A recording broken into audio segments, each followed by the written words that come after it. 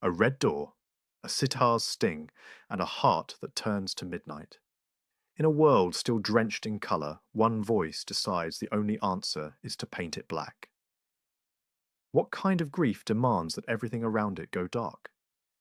In 1966, the Rolling Stones were no longer just the provocative foil to the Beatles' charm.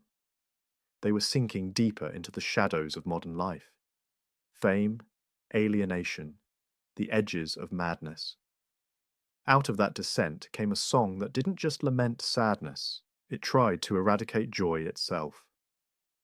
When the single hit, it felt less like a pop record than a spell, a contagion of darkness, packaged for the radio. Listen to how it begins. Urgent drums, a guitar that slices, and then a sitar. Brian Jones's strange, keening thread. That sitar wasn't just an exotic flourish.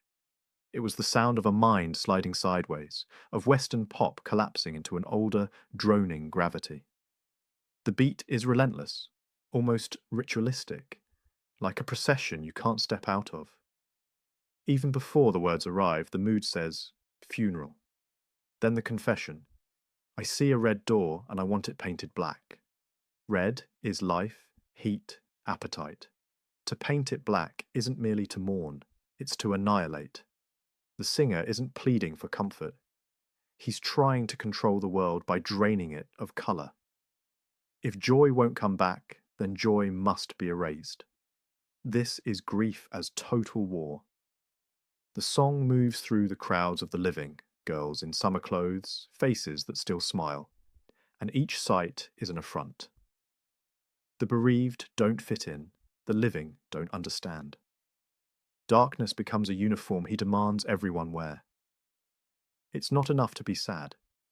He wants the sun itself to submit. The tension here is startling. The record is fast, almost ecstatic. The pulse races as if joy were bursting through. But the words drag the high down to earth, like a hand over a candle. That contradiction is the genius of its design. The beat says dance. The voice says bury. Together they tell the truth. Grief rarely moves at a slow dirge. Sometimes it sprints to stay ahead of its own thoughts. When the Stones cut the track in Los Angeles, experimenting with everything, sound, structure, identity. Brian Jones, restless and increasingly lost, pulled colours from foreign instruments and forced them into the band's bloodstream. Keith Richards's sharp modal riffing sharpened the edges. Charlie Watts's drums pushed like a second heart. You can hear the band inventing a new emotional language in real time. Not the blues of wounded pride, but the infinity of real loss. And then there is the line that makes the mask slip. I look inside myself and see my heart is black. The target isn't only the outside world. The darkness is internal, a self-portrait. The song admits what grief can turn into if left untended. Not sorrow, but nihilism. A small punctuation mark distorted the message further. When the single appeared in the United States, a stray comma crept into the title. Paint it black. That comma turned a cry of obliteration into an address, as if a person named Black were being commanded. In the heat of the 1960s, that single curve of ink sparked confusion and controversy the band never intended. But accidents like that cling to songs.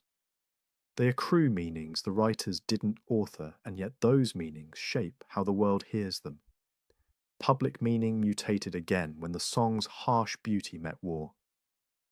It was not written about Vietnam, but it was born into that age, and soon it was drafted by it, used, over end credits, threaded through television, sewn into memories of soldiers and the ones who waited for them.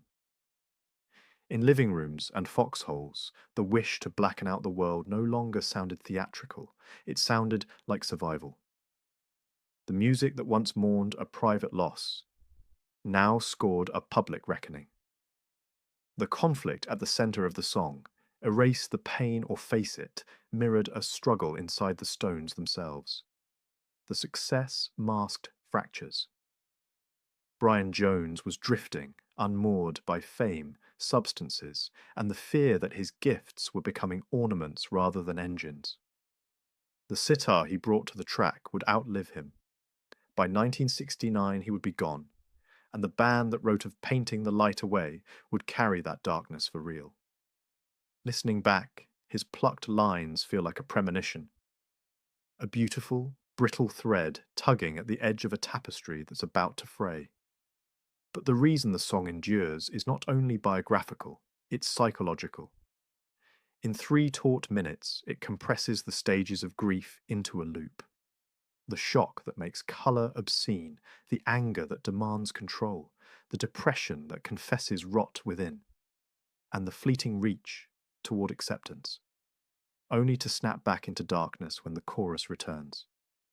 Its structure performs the very trap it describes.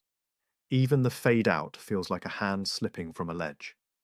And still, a paradox, for all its nihilism, the song gave millions a language for what they couldn't otherwise say. You can't demand the sun dims itself, but you can put the demand in a song, and in doing so, you make a space where others can lay down their own black paint safely. That may be the tender secret of its harshest lines. They are theatre that reveals truth, not truth that becomes theatre. To understand Paint It Black is to hear how pop can smuggle the unbearable into a melody you can't shake.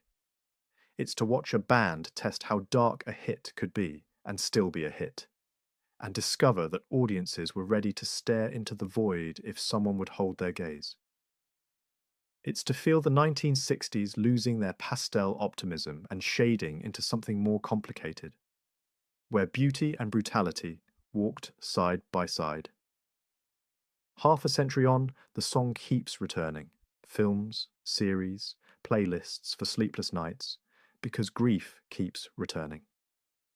Every time it does, a red door appears somewhere in your mind. A memory, a photograph, a summer day the world will never repeat, and for a moment you want it gone, all of it, every bright thing that refuses to break with you. But here is the mercy buried in the menace. The record ends, and the colours remain. The door stays red, the light still climbs the wall, and you learn what the voice inside the song never does. You don't have to paint the world black to honour what you've lost. You only have to let the darkness pass through and keep looking until the colour returns.